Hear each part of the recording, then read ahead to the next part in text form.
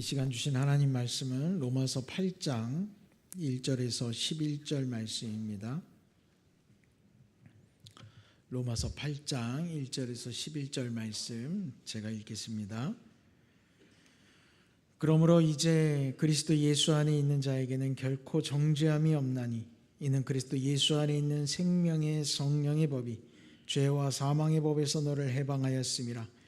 율법이 육신으로 말미암아 연약하여 할 수 없는 그것을 하나님은 하시나니 곧 죄로 말미암아 자기 아들을 죄 있는 육신의 모양으로 보내어 육신의 죄를 정하사 육신을 따르지 않고 그 영을 따라 행하는 우리에게 율법의 요구가 이루어지게 하려 하심이니라. 육신을 따르는 자는 육신의 일을, 영을 따르는 자는 영의 일을 생각하나니 육신의 생각은 사망이요 영의 생각은 생명과 평안이니라.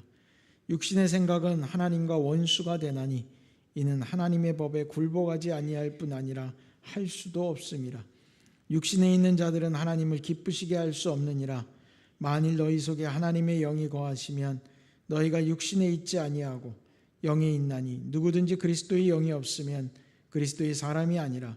또 그리스도께서 너희 안에 계시면 몸은 죄로 말미암아 죽은 것이나 영은 의로 말미암아 살아있는 것이니라.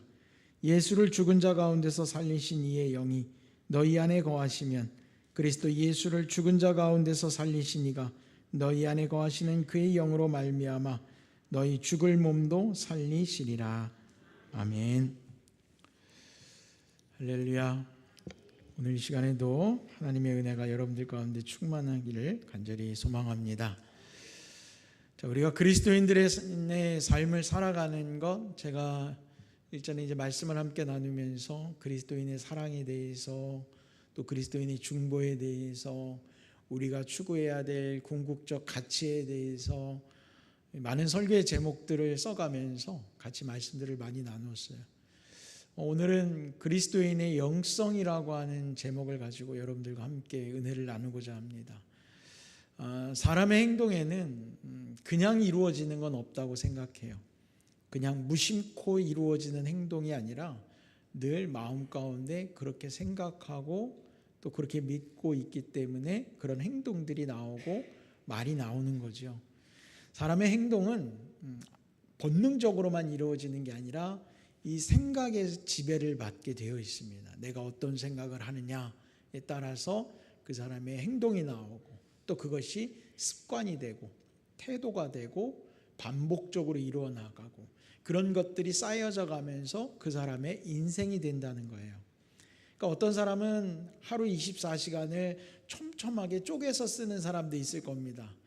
시간이 아까워서 그럴 수도 있고 시간의 소중함이 있어서도 그렇고 할 일이 많아서도 그렇고 욕심이 많아서도 그렇고 그럼 어찌됐든 24시간을 막 시간 단위로 분 단위로 초 단위로 막 쪼개가지고 스케줄러에 잔뜩 기록해가지고 사용하는 사람들도 있어요.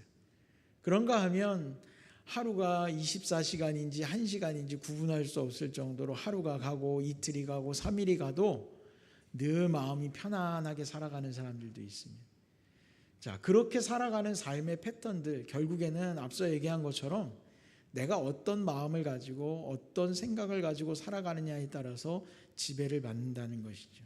결국 우리의 컨트롤 타워가 내 육신을 컨트롤하고 있는 것 아니겠어요? 우리의 삶에 있어서 이렇게 컨트롤 타워가 중요합니다. 내가 어떤 생각을 갖느냐에 따라서 그 사람의 인생이 결정되기 때문에 그렇죠. 그런데 그것은 단순히 나의 생각으로만 되지는 않더라는 거예요. 인생을 살다 보니까 다른 사람의 영향을 우리는 받으며 살아요. 나의 영향을 또 다른 사람에게도 줍니다. 가장 큰 영향을 주는 건 같이 사는 가족들이겠죠. 그리고 조금 더 영역을 넓히면 나랑 가까이 있는 사람들의 영향을 받게 될 겁니다. 자, 그럼 교회에서는 어떻게 될까요? 교회에서는 여러분들에게 영향을 주는 사람들이 어떤 사람들이 있겠어요? 바로 옆에 있는 사람들이겠죠. 또 내가 영향을 주는 사람도 바로 옆에 있는 사람일 겁니다. 사람에게 영향을 받는다고 치면 여러분들이 교회에 와서 목회자의 설교를 듣고 목회자의 삶을 보면서 목회자에게 또 영향을 받게 되어 있어요. 그리고 목회자도 마찬가지예요. 성도들이 어떠냐에 따라서 영향을 받게 되어 있습니다. 그래서 가끔 보면 이렇게 날이 서 있는 사람들이 있어요. 또 스펀지처럼 빨아들이는 사람들이 있어요. 근데 그 사람만 그런 게 아니라 그 사람 주변에는 늘 비슷한 사람들이 모여 있는 경우들이 참 많은 걸 볼 수 있어요. 그러니까 우리가 어느 교회를 가면 교회마다 그 분위기라는 게 있거든요. 저도 목회를 하면서 임지를 옮길 때마다 그 교회의 분위기라고 하는 게 참 크게 작용하는 것 같아요. 어떤 목회지에서는 사람들이 참 소심하게 낙심하고 있는 사람들을 만날 때도 있었고, 또 의욕이 충만한 사람들을 만날 때도 있고, 뭐 여러 가지의 사람들을 만나게 돼요. 그건 그만한 시간 동안 그들이 모여서 예배하고 신앙생활하면서 서로 영향을 주면서 그들의 분위기, 오늘 말씀대로라고 이야기하자면 그들의 영성이 그렇게 형성되어져 가는 거예요. 그게 굉장히 중요하거든요. 그래서 성도들이 말씀을 들을 때마다 영의 양식이라는 표현을 써요. 어제 제가 어떤 분의 영상을 하나 봤는데 새벽 기도에 대해서 이렇게 얘기를 하시더라고요. 당신이 어릴 때부터 새벽 예배를 드리게 된 과정을 이야기를 하는데, 영의 양식을 들으러 주일날 왔어요. 목사님의 말씀을 듣고, 물론 자기가 성경도 읽지만 말씀을 듣는 것보다는 매일같이 말씀을 들어서 그 말씀대로 살려고 애써야겠다는 마음으로 새벽 기도를 나오기 시작했다고 그래요. 그러니까 영의 양식을 채우겠다라는 거죠. 그 사람은 목회자도 아니고 일반 성도님인데 그런 이야기를 하는 영상을 보았거든요. 그러니까 결국엔 우리가 영향을 준다는 건 그만큼 많이 만나야 영향을 줄 수 있잖아요. 일전에 한 중학생을 둔 어머니가 저에게 오셔서 얘기를 하셨어요. 학생부 애들 나오는데 당신의 아이가 신앙생활 열심히 하지 않는다는 거예요. 목사님 어떻게 해서든지 우리 아이 좀 붙잡아서 예배 좀 드리게 해가지고 예배 태도 좀 뭐 믿음 좀 계속 얘기를 하셔요. 근데 가만히 생각하니까 일주일에 1시간 예배 드리러 그 아이는 나를 만나러 와요. 내가 해줄 수 있는 건 일주일 중에 1시간이에요. 그것도 온전히 매주 나올 때. 그리고 이게 쌓여서 1년 해봐야 50시간밖에 되지 않아요. 그분하고 이야기를 했어요. 정말 중요한 건 저보다 집사님일 것 같아요. 집사님과 아이의 관계 가운데 믿음의 소중함의 가치가 형성이 되어야 되지 않겠는가. 결국 지금으로 이야기하자면 영성이라고 하는 거거든요. 그 집안의 영성이 어떻게 형성되어져 있느냐에 따라서 믿음의 유산이 흘러갈 수 있어요. 여러분, 아브라함과 이삭과 야곱이라고 우리가 이야기해요. 아브라함의 하나님, 이삭의 하나님, 야곱의 하나님. 왜 그 집안은 그렇게 믿음의 하나님을 고백하면서 대대로 내려왔을까? 하나님이 지목하셨기 때문이라고만 생각하세요? 그 가정 안에서 하나님을 향한 믿음의 가치를 형성해 갔기 때문에 이삭에게, 야곱에게, 그리고 그 이후의 자손들에게도 흘러갔다는 걸 우린 잊어서는 안 돼요. 교회에서도 마찬가지예요. 여러분 어떠세요? 우리 교회는 참 특성상 멀리 계시는 분들이 많이 계셔요. 그러다 보니까 주일이 아니고서는 평일날 교회 오시는 게 참 어렵단 말이에요. 제가 그래서 처음에 부임했을 때 어떻게 목회를 해야 되느냐 참 고민스럽더라고요. 자주 만나야 정도 드는데, 코로나 때문에도 힘든데 너무 멀리 계셔요. 그러니까 새벽 기도를 나오라고 이야기할 수도 없어요. 수요일 예배 드리라고 얘기하기도 어려울 정도로 너무 멀리 계신 분들이 많이 계세요. 이걸 어떻게 해야 되느냐 해서 그때 저는 마음을 먹었어요. 3년 전에 사이버 목사가 돼야 되겠구나. 그래서 우리 교회에는 방송 장비가 반드시 필요하구나라는 마음을 가졌어요. 그래서 여러분들하고 매일같이 이렇게 그래도 새벽 시간에 말씀을 나누고 붙잡고 가고 있는 거예요. 여러분 어떠세요? 3년이라는 세월이 이제 흘러가고 있는데 저하고 제가 어떤 사람인지 느껴지시는 부분이 있어요? 그건요, 저랑 밥을 많이 먹는다고 알 수 있는 게 아니에요. 저의 설교를 들으면 들을수록 여러분들은 저에 대해서 알아가실 거예요. 이거 단순히 인간적인 얘기를 하는 거예요. 그러나 제가 아니라 제가 하는 이야기에 관심을 가지셔야 되는 거겠죠. 저도 여러분들한테 붙잡고 하루 일과가 어떻고, 여러분의 삶은 어떻고, 여러분은 과거에 어떤 삶을 살았고, 집안 형편은 어떻고 다 일일이 캐물으면 여러분들의 삶에 대해서 전 더 많이 알 것 같아요. 그러나 제가 관심 갖는 건 여러분의 삶의 자리가 아니에요. 여러분의 영성이에요. 여러분은 과연 어떤 마음을 가지고 주님의 나라를 바라보고 있는가? 그리고 여러분은 어떤 시선으로 주님의 교회를 바라보고 있는가? 그리고 여러분들의 삶의 믿음의 가치는 어느 위치에 있느냐라는 거예요. 그걸 우리가 함께 나누어 가면서 우리는 영성이라고 하는 걸 만들어 갑니다. 그리고 그 영성이 한 사람 한 사람이 점조직처럼 나뉘어진 것 같지만 서로 영향을 주는 거예요. 성도와 목회자는요, 같이 오랫동안 생활했다고 해서 영성이 쌓이지 않아요. 그냥 정들 뿐이에요. 목회자하고 성도하고 정이 들면 좋을 것 같아요. 저도 그런 목회를 했었어요. 그런데 마냥 정이 들고 마냥 좋은 것만 하다 보니까 어느 날 문득 영성이라고 하는 거에 대해서 물음표를 갖게 돼요. 과연 우리 사이에 어떤 영성을 우리가 형성하고 있는가? 그냥 먹고 마시고 정이 드는 게 우리의 목표는 아니지 않았는가라는 거예요. 여러분과 저와의 관계에서의 가장 중요한 가치는 올바른 믿음의 영성을 형성해야 된다는 거예요. 우리 개성교회 안에서 성도와 성도 간에 우리가 친목회로 모인 게 아니잖아요. 동호회가 아니잖아요. 믿음의 동호회가 아니란 말이에요.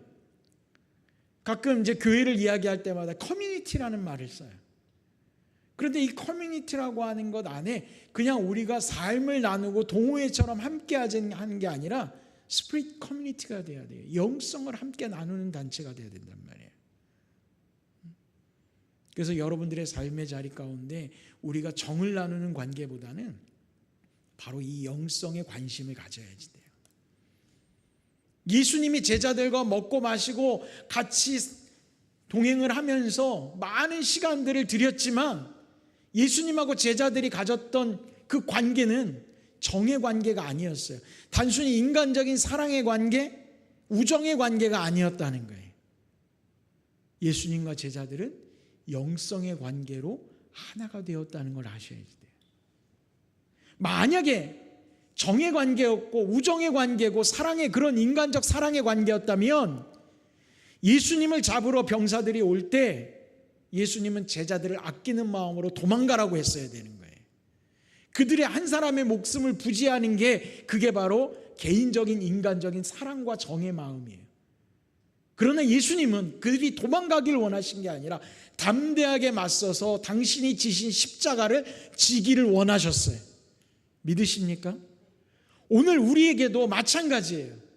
그저 우리의 삶을 예수님이 어떻게 좀 더 평안하게 해주실까 그 고민으로 예수님이 우리에게 오신 게 아니에요. 예수님이 우리에게 원하시는 건 우리 각자가 짊어지어야 될 십자가를 지기를 원하신다는 거예요. 이게 바로 인간적인 정의 관계가 아니라는 증거라고 저는 생각이 돼요. 예수님이 우리에게 주신 것, 그걸 우리는 조금 유식한 표현으로 소명, 사명이라고도 얘기를 하죠. 그래서 그리스도의 영성이라고 하는 것, 우리 믿음의 공동체 안에는 여러분 영성에 기반을 둔 관계가 되어야 됩니다. 그 말씀을 오늘 하려고 제가 이렇게 서두에 긴 서론을 이야기한 거예요. 자, 그러면 우리가 영성이라고 하는 것을 어떻게 이루어가야 할 것인가라는 거죠. 여러분, 영성이요, 그리스도인의 영성이 아니고도 영성이라는 말은 존재해요. 어디나 있어요. 제가 그랬잖아요. 사람은 생각으로 내 육신에 내 삶이 지배당하는 거예요. 아무 생각 없이 먹고 마시고 싸고 그냥 살아가는 건 짐승들도 할 수 있는 거예요. 근데 인간은 그렇지 않잖아요. 내가 생각하고 추구하는 방향이 있고 목적이 있고 목표가 있고, 그게 나는 목표가 없는데, 나는 대단한 걸 이루고자 하는 목적이 없는데 라고 생각하는 사람이 있을지 몰라요. 저는 대단한 걸 얘기하는 게 아니에요. 그냥 우리가 쉽게 생각하는 그냥 웰빙, 그것도 인생의 목적이 되는 거예요. 요즘은 웰빙을 넘어서 웰다이까지 이야기하잖아요. 잘 살다가 잘 죽어야 된다는 얘기까지예요. 우리가 다 위인전에 나오는 사람들은 아니잖아요. 그냥 일반 삶을, 서민들의 삶을 살아가는 일반 사람들이잖아요. 그렇다면 각자의 삶을 어떻게 살 것인가에 대해서 고민하고 있는 것, 그게 다 영성에 기반을 둔 거란 말이에요. 그럼 그리스도인이라면 어떤 영성을 형성하고 가지고 가야 할 것인가 라고 생각할 때, 가장 우리가 건물을 지을 때 밑에 기초공사를 한다면 밑바닥에 영성의 기초공사에는 뭐가 있어야 될까요? 오늘 여러분 본문 말씀을 우리는 함께 보면 주님께서 이야기하시기에 1절에 이렇게 돼 있어요. 이제 그리스도 예수 안에 있는 자에겐 결코 정죄함이 없다라는 거예요. 할렐루야. 정죄라는 게 뭐예요? 죄를 묻는다는 거거든요. 그리스도 예수 안에 있는 자들에겐 더 이상 죄로 인하여 멸망당하고 심판당할 일이 없다라고 말씀하시는 거예요. 그게 우리 영성의 시작이에요. 할렐루야. 우리가 세상 사람들이 살면서 그런 얘기하죠. 금수저, 흙수저 얘기하잖아요. 자, 여러분, 예수 믿는 사람들은 영성의 금수저입니다. 할렐루야. 믿으셔야지 돼요. 우리가 이건 아멘 할 수 있어야 돼요. 왜? 로마서 8장 1절이 그렇게 얘기하거든요. 그리스도 예수 안에 있는 자들, 그들에겐 결코 정죄함이 없다. 우리 예수 안에 있는 자들 아닙니까? 할렐루야. 그러면 우리는 더 이상 죄를 묻지 않는 영성의 금수저들이 된 거예요. 거기서부터 우리는 기초가 쌓여져 가기 시작해야지 돼요. 죄사함이라는 것, 그것이 바로 형성의 시작점이라고 볼 수 있어요. 그러나 그 시작점이 결국엔 마지막까지 가야 한다는 거죠. 자, 우리가 영성을 형성해 가는 데 있어서 보면요, 이런 사람들이 가끔 있어요. 어떤 상황에 따라서 너무 변화무쌍하게 바뀌는 거예요. 그러면서 심지어는 그렇게 얘기해요. 그때는 맞고 지금은 틀리다. 그런 말 들어보신 적 있죠? 그때는 맞고 지금은 틀리다. 그때는 됐는데 지금은 안 된다는 거예요. 그때는 안 됐는데 지금은 된다는 거예요. 또 내로남불이라는 말도 해요. 내가 하면 로맨스고 남이 하면 불륜이라고 그래요. 잣대가 왔다 갔다 하는 거죠. 왜 그럴까요? 영성이라고 하는 게 이게 올곧이 올바르게 형성되지 않아서 그런 거예요. 조그마한 이익에 따라서 내 기준점이 자꾸 바뀌는 거예요. 그건 바른 영성을 갖지 못하고 있는 거죠. 우린 바른 영성을 갖는다는 건 뭐냐면 어떤 상황에서도 흔들리지 않는 믿음이 있어야지 돼요. 기준점이 있어야 되고. 지난번에 TV에 예능 프로에 보니까 수준 원점이라고 하는 이야기가 나오더라고요. 처음 들어봤어요. 저는 그 얘기를. 수준 원점. 해발 0m에서 그 나라마다 그 높이를 기준하는 기준점이라는 거예요. 우리 마치 체육 시간에 한 명의 기준하면 거기 팔 벌려서 쭉 서는 것처럼 그 나라의 그 지형의 기준점이 되는 게 수준 원점이래요. 그게 인천에 있더라고요. 우리나라의 수준 원점이. 아마 그 대학교라고 하는데 제가 볼 때 인하대 안에 있지 않나라는 생각이 들어요. 여러분, 그 기준은 흔들려서는 안 되거든요. 그 기준이 흔들리지 않는다는 건 그 사람의 영성이 쌓이고 쌓여서 튼튼한 영성이 되었다는 거예요.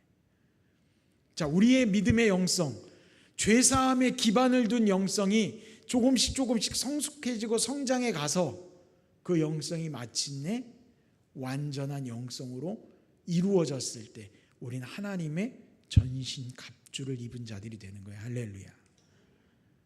그렇게 되면 어떤 일이 일어나느냐? 세상의 승리자요, 성공이요, 모든 것들을 가진 자가 되는 게 아니라 어떤 시련이 와도, 어떤 어려움이 와도, 어떤 유혹이 와도 나의 믿음, 하나님 나라를 향한 내 기준은 절대로 흔들리지 않는다는 거예요. 뭐 속된 표현을 얘기하자면 목구멍이 포도청이어도 목에 칼이 들어와도 내가 주님의 나라를 위한 그 가치와 기준은 절대 흔들리지 않게 될 것이다. 거기의 시작은 어디서부터 시작되냐? 바로 죄사함에서부터 시작되는 거예요. 그리스도의 죄사함. 그래서 오늘 말씀이 주는 게 중요한 거죠. 2절 말씀에 보면 이는 그리스도 예수 안에 있는 생명의 성령의 법이 죄와 사망의 법에서 너를 해방하였음이니라. 할렐루야. 주님께서 우리에게 허락해 주신 은혜입니다. 우리의 영성으로는 사악한 악한 영들의 유혹과 죄의 유혹을 이겨낼 수가 없는 거예요. 그러나 주님의 죄사함이 그 영성이 내 안에 들어오기 시작하면서 더 이상 죄와 나와의 관계가 고리가 끊어져 가기 시작하는 것이죠. 사망의 법에 있는 자들, 세상 가운데 머물러 있는 자들은 여전히 그 세상의 논리 속에 살아갈 수밖에 없어요.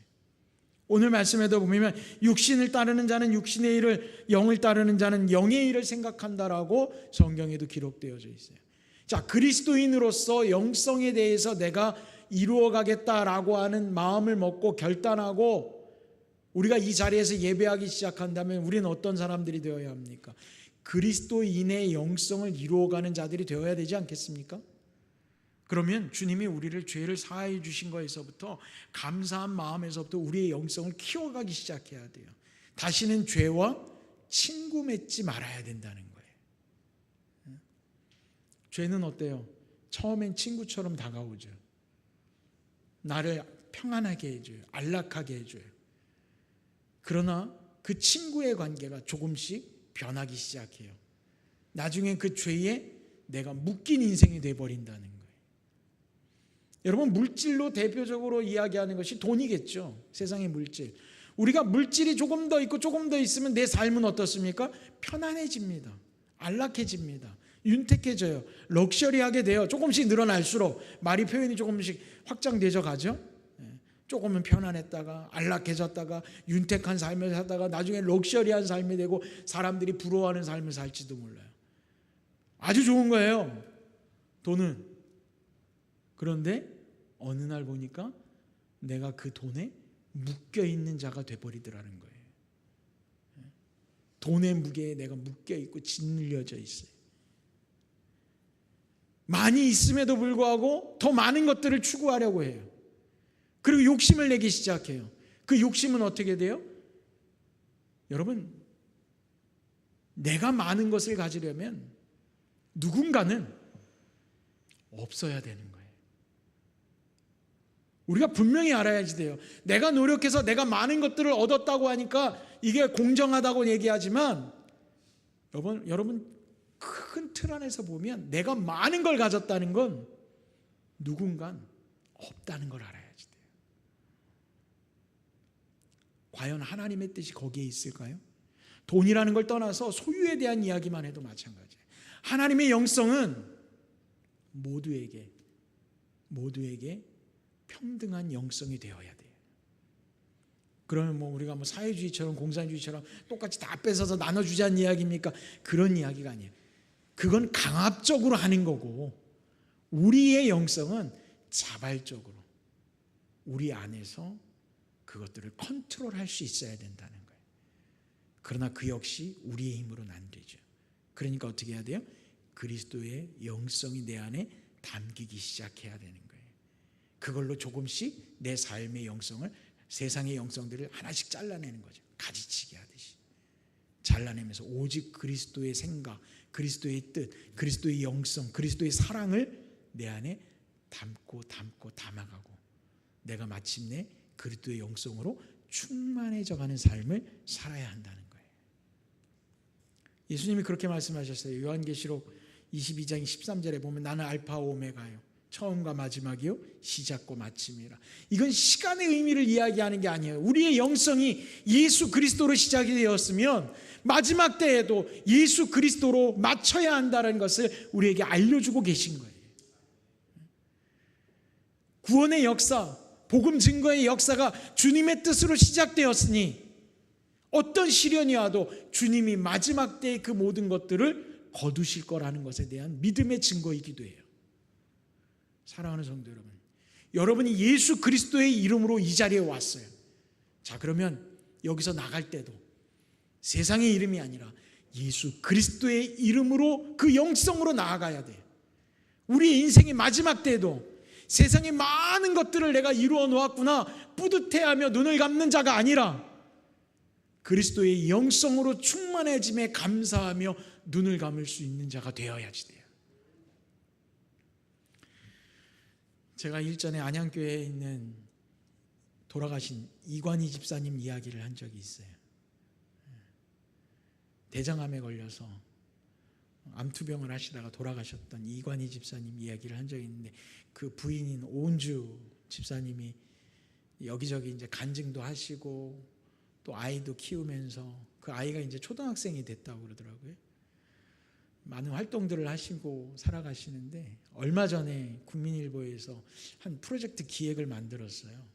그래서 이제 깜짝 선물을 그 오은주 집사님 아내에게 하는데, 그동안 만들었던 다큐멘터리와 영화에 있는 그 돌아가신 이관희 집사님의 목소리를 재현한 거예요, AI로. 그래가지고 그 오은주 집사님과 자녀에게 남기는 편지의 글을 그 목소리로 똑같이 복원을 시킨 거죠.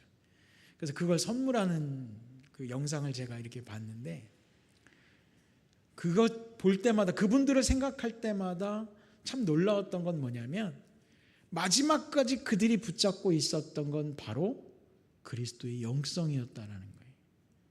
전 목회자지만 그분들의 그 모습을 보면서 마지막 때까지 끝까지 지키려고 했던 그리스도의 영성의 품격, 그것이 얼마나 아름다운 것인가에 대해서 참 놀라지 않을 수가 없어요. 여러분, 우리가 예수 그리스도의 이름으로 죄사함을 받았어요. 구원받은 백성이 되었어요. 그렇다면 우리가 그 구원받은 인생으로 우리가 이루어가야 되는 건 바로 그리스도의 영성의 인생이 되어야 한다는 거예요. 그걸 오늘 주님이 우리에게 로마서 말씀을 통해 이야기해 주고 계신 거죠. 주께서 이렇게 말씀하셨어요. 말씀 가운데 보면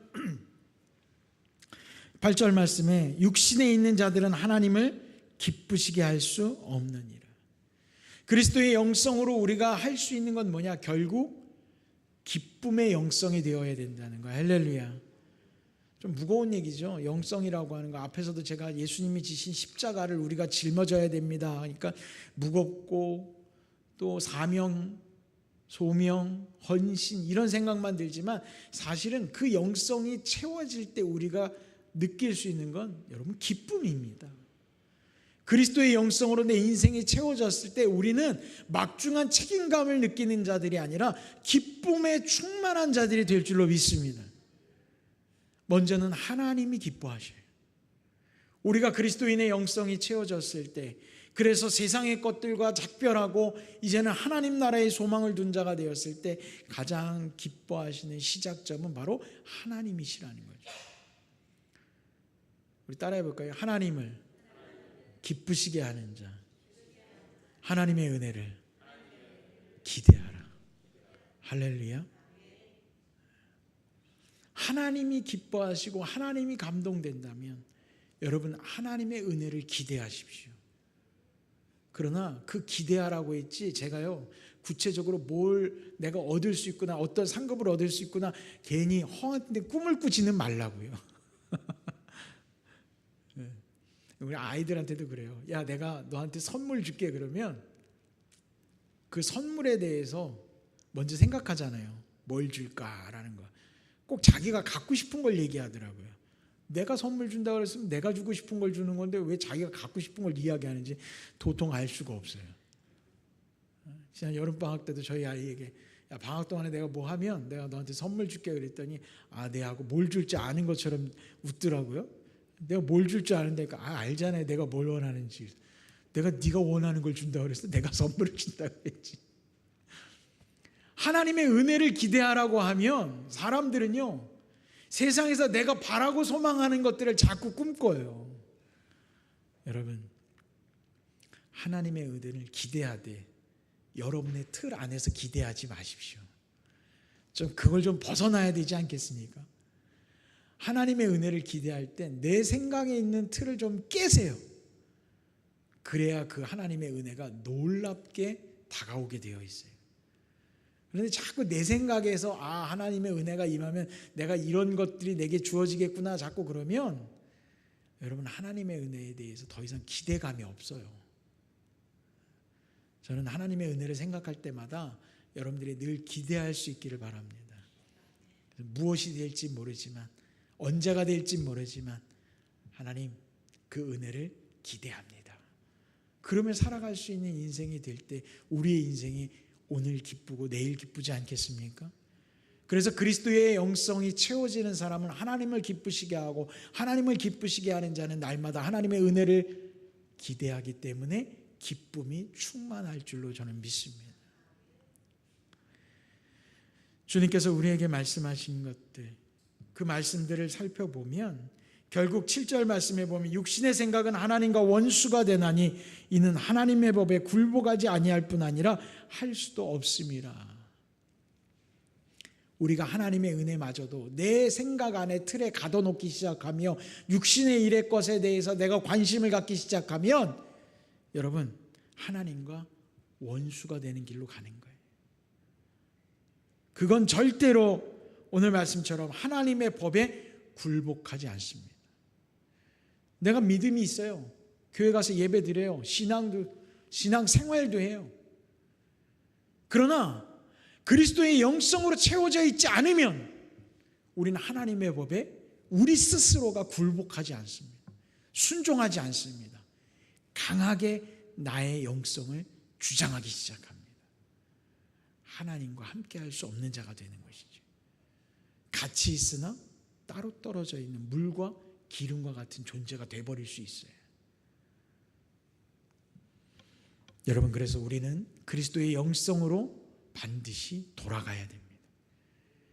여러분들이 가지고 있는 생각과 판단들, 여러분들 개인의 영성들을 이제는 조금씩 더 내려놓읍시다. 그리고 주님이 원하시는 방향으로 여러분들의 영성을 맞춰갑시다. 때로는 내가 손해보는 일인 것 같기도 해요. 더 힘든 길인 것 같기도 해요. 왜? 주님은 좁고 협소한 길이라고 분명히 말씀하셨거든요. 그럴 거예요. 그러나 낙심하지 마세요. 불평하지 마세요. 하나님의 은혜를 기대하면 되지 않습니까? 영성의 기본을 통해서 우리가 그리스도의 영성을 하나님을 기쁘시게 하고 우리 교회 안에 내 주변을 조금 더 아름답게 만들어갈 수 있는 것, 그것이 바로 우리가 보여야 될 영성이에요. 자, 제가 말씀을 시작하면서 그랬어요. 여러분들이 교회에 와서 누구의 영향을 제일 많이 받습니까? 여러분 옆에 있는 사람들, 여러분 같이 신앙생활하고 있는 사람들이 영향을 받아요. 여러분들에게 영향을 받은 사람들이 어떤 마음을 가져야 할까요? 여러분들을 통해서 어떤 영감을 얻고 우리가 함께 어떤 영성을 형성해 갈 수 있을까요? 하나님을 사랑하고 교회를 사랑하고 성도를 사랑하고, 그래서 교회 안에서 우리 믿음의 가치를 높여가는 성도들이 될 때 우린 서로에게 힘이 되는 존재가 될 수 있어요. 정말 세상적 표현으로 얘기하면 한 끗 차이인데요, 힘이 되는 성도가 있는가 하면 힘이 드는 성도가 있어요. 저 사람한테 우리는 힘이 들어, 저 사람 때문에 너무 힘이 들어 라고 하는 것과 저 사람 때문에 너무 힘이 된다. 여러분, 어떤 길을 택하시겠습니까? 어떤 것이 그리스도의 영성입니까? 어떤 것이 세상의 길입니까? 육신의 것과 하늘의 것을 분명히 판단하시기 바랍니다. 그래서 우리가 그리스도의 빛과 소금과 같은 인생을 사는 것처럼 세상을 밝히고 맛을 내는 인생, 교회 안에서도 세상에 나아가서도 그런 그리스도의 영성으로 나아갈 수 있는 자들이 되어야 됩니다. 예수님을 보면 어때요? 예수님이 말씀을 전하실 때마다 구름대 같은 사람들이 쫓아다녔어요. 무엇 때문에 그랬을까요? 예수님이 신기한 일을 보여주셔서, 예수님이 병 고치는 자들, 기적과 같은 일들을 해서 사람들이 막 따라만 다녔을 것 같으세요? 중요한 건 누가 따라다녔는지를 봐야 되는 거예요. 어떤 사람들이 따라다녔어요? 여러분, 이스라엘 백성들은요, 예수님이 오셨던 그 당시에 유대 지도자들에게서 발견할 수 없는 영성을 예수님에게서 발견한 거예요. 그래서 예수님을 따라다닌 겁니다. 유대 지도자들은 어땠어요? 그들은 자신들의 배를 채우는 데 집중했어요. 자신들의 삶을 평안하게 하는 데 집중했어요. 왜? 나라도 이렇거든요. 쉽게 말하면 정권이 없어요. 나라가 없어요. 왕도 없어요. 그저 다른 나라의 지배만 받으며 유대 지도자들은 신앙적인 행위만 남아 있었어요. 그러다 보니까 성도들도 열심이라고 하는 것, 열정이라고 하는 것, 그런 걸 기대하기가 어려워요. 백성들도.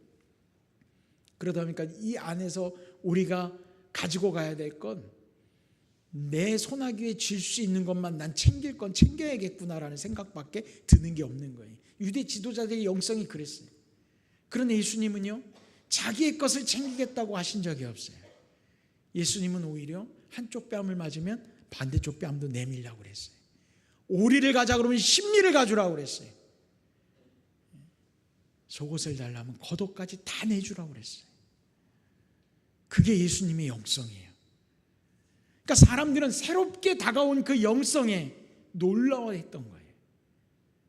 어떻게 보면 그래서 예수님을 따라다니던 자들을 보면 늘 버림받았던 자들, 유대 지도자들에게서 버림받았던 자들, 그들의 삶을 지키기 위해서 일반적으로 버림받고 소외받았던 자들이 그 유대 지도자들에게서 발견할 수 없는 영성을 예수님에게서 발견하고 예수님을 따라다니기 시작했다라는 거예요. 그들에게 아무도 책임지지 않을 때 예수님이 그들을 책임져 주셨어요. 심지어 예수님의 제자들도 말씀을 들으러 온 자들이 식사 때가 되고 배고픈 허기를 느끼게 되자 예수님 이 사람들을 다 돌려보내서 다 밥을 각자 알아서 먹게 하고 오라고 이야기할 때 예수님은 아니다, 그들을 우리가 책임져야 된다고 말씀하신 거예요. 우리가 먹을 걸 주자, 너희가 먹을 걸 줘라, 너희에게 무엇이 있느냐. 그래서 나온 게 오병이어의 기적 아니겠어요? 물고기 2마리와 보리떡 5개를 가지고 남자만의 숫자로 5,000명 이상을 먹이신 놀라운 역사가 그 자리에서 일어난 게 바로 예수님의 책임지는 영성이었다라는 거예요. 여러분, 오늘날 우리 믿음의 성도들 바로 이런 영성들을 우리는 이루어 가야지 돼요. 지금의 교회도 마찬가지예요. 교회도 우리가 어떤 영성을 이루어갈 것인가에 대해서 고민해야지 돼요. 내가 내 믿음을 통해서 내 삶의 안위를 위해 내 신앙생활하는 자들이 아니라 우리는 어떤 영향을 세상 가운데 던져줄 수 있을까? 믿지 않는 자들에게 어떤 영성으로 그들에게 나아갈 것인가에 대한 고민을 해야지 돼요. 그리고 우리 교회가 그 영성으로 한 방향으로 한 뜻으로 나아갈 수 있어야 된다는 걸 기억하시기 바랍니다. 결국 우리가 전해야 될 영성은 나의 영성, 세상의 조직적인 영성이 아니라 그리스도의 영성이 되어야지 돼요. 그래서 우리가 추구해야 된 영성을 통해서 우리의 삶이 변화되는 놀라운 은혜도 경험해야죠. 제가 이렇게 말씀을 드려도 어떻게 보면 우리의 믿음 가운데 영성에 관심을 갖는 게 아니라 나의 삶에 관심을 갖는 분들이 많이 계실지도 몰라요. 그러나 여러분, 오늘을 계기를 통해서 여러분들의 삶의 기도, 삶의 간구가 아니라 여러분 갈급한 영성의 기도를 하시기 바랍니다. 그리고 영성을 향해서 여러분들이 깊이 있게 고민하고 주님의 말씀을 받아들일 수 있어야지 돼요. 내 삶보다 더 중요한 것이 돼야 돼요. 삶의 현장보다 나의 영성의 가치를 더 높이 평가할 수 있어야 되는 거죠. 영성이 없이 신앙생활하는 것은 결국 껍데기만 있는 신앙이 될 수밖에 없어요. 나와서 예배 시간에 앉아있는 것, 찬양을 하는 건 노래가 되는 거고 그냥 앉아있는 건 듣기가 되는 거예요. 수동적 예배자, 행위만 남는 예배자가 될 수 있어요. 우리가 그리스도의 영성이 충만해질 때 우리의 예배는 주님이 기뻐 받으시는 예배가 될 줄로 믿습니다. 영성 없는 행위는 언젠간 소멸되게 되어져 있어요. 그 행위는 결국 세상과 친구 맺기 때문에 그래요. 그러면 하나님께서 떨어져 나갈 수밖에 없고 결국 그것은 소멸되어지는 길로 가는 거예요. 저는 여러분들이 끝까지 믿음을 지킨 그 영성을 지킨 승리자들이 되기를 소망해요. 여러분 개인의 삶이 얼마나 윤택해졌는지 보다도 여러분 한 사람의 영성이 아름다워지고 깊이 있는 영성이 돼서 그리스도의 말씀을 바르게 받아들일 수 있는 자가 되는 것. 그래서 우리의 삶보다 먼저 그 나라와 그 의를 구할 수 있는 것. 그것이 바로 우리의 궁극적인 목표가 되기를 주의 이름으로 간절히 축원합니다. 기도하겠습니다. 하나님 아버지, 우리의 예배가, 우리의 기도와 우리의 믿음이 나의 삶에 시선이 머물러 있지는 않습니까?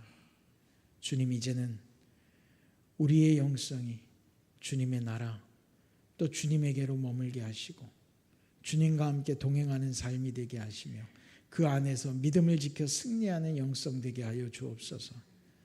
내 삶 가운데 무엇이 중요한지 주님 미처 깨닫지 못했던 나의 과오가 있다면 주여 용서하여 주시고 이제는 더 이상 세상 가운데 머무는 자, 육신의 일을 도모하는 자가 아니라 하나님 나라의 일을 먼저 생각하고 그 나라와 그 일을 먼저 구할 수 있는 믿음의 승리자들이 되게 하여 주시옵소서. 예수님의 이름으로 기도드렸습니다. 아멘.